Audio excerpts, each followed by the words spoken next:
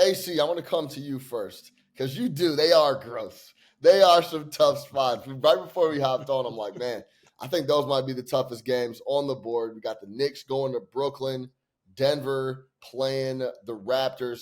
Open up with whatever game you want to talk first, and we'll break it down. Yeah, I'll talk about the Big Apple, right? New York City versus Brooklyn right now. I know it's a gross play. I just love the spot. Head to head, New York's won the last two.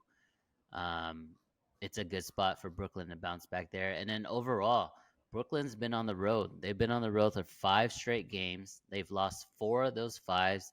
Now they're back home. Um, Obviously, I think they're in a friendlier confines there, right, in the Barclays Center. And it's a very fishy line, guys. The New York Knicks, who just had an awesome win in LA, have to travel across the country back home to New York City, but they are 15-11, one of the top teams in the East, whereas Brooklyn Nets are barely 500. They're 13 and 13 again. They've lost 3 in a row, but it's basically a pick 'em. You tell me why you think the books think this is a pick 'em play? Yeah, I'll tell you why. Are you asking us, Jay? Answer the Yeah, question. I'm asking. I know Jay's with Yeah, me, he's so asking. yeah. Yeah, Yeah, he's asking. I know exactly why. This is a play that this is a game that I actually lean towards the Nets as well. I'm trying to do more info to see when did they actually travel back. But regardless, something really particular in this game. Now, the Nets game. Now, first off, let's begin with they're coming off a blowout loss versus the Utah Jazz. The Knicks are coming off a huge game, right? What have the Knicks been doing lately? They'll have a huge game, then they'll have a letdown, then they'll have a huge game as well. This is the spot for the letdown. Also, the Knicks flying back over 3 time zones, whereas the Brooklyn Nets only have to fly over 2 time zones in this one, and their game ended early as well. But just a simple fact that this is a bounce back spot. This is the 8th road game of the last 9 for the New York Knicks. I don't like the spot.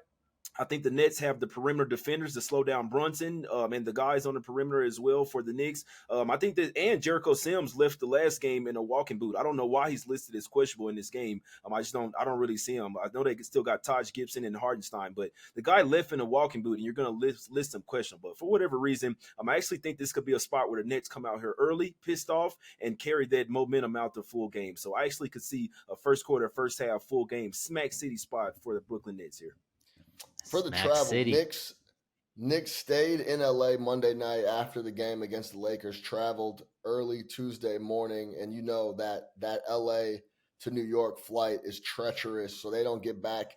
They didn't get back to New York till early evening. So that's the travel details on the Knicks. The Brooklyn Nets 10-2-1 against the spread at home this year. They've been lights out. That's where they get their wins.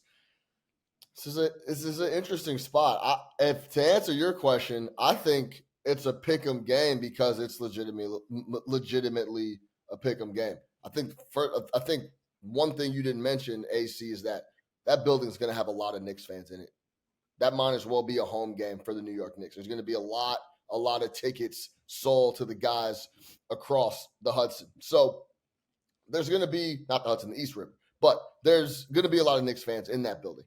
And could that affect it? Is that a reason maybe why that number is hanging around a pick 'em? I'm interested to see where the money comes in, how the market changes this spot, because Jay is right. The New York Knicks on a bounce back spot have been absolutely lights out, like 9-2 straight up.